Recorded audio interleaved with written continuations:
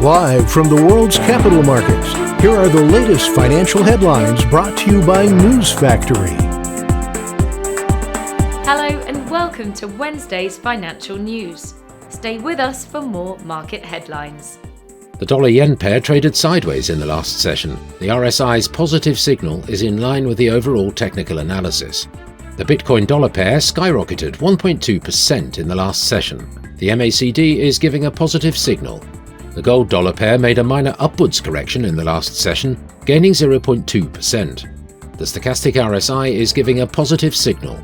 The oil-dollar pair exploded 2% in the last session. The ROC is giving a positive signal. Coming up, the choices from our chief analyst for today. Oil prices rose as the expectation of rising US demand during the summer driving season, as well as tight supply conditions, overshadowed US debt ceiling uncertainty.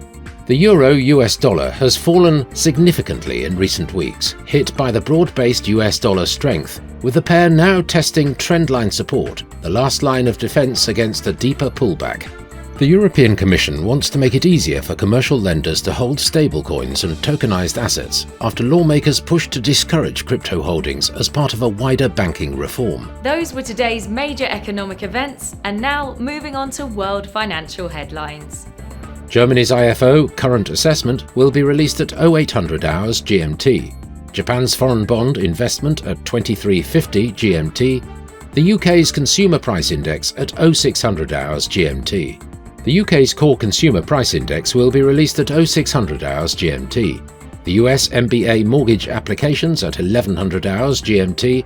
The US EIA crude oil stocks change at 1430 GMT. We hope that you've enjoyed Wednesday's market outlook. On behalf of all of us here, we wish you a productive trading day. Be sure to join us tomorrow morning for the latest news and events from the financial markets.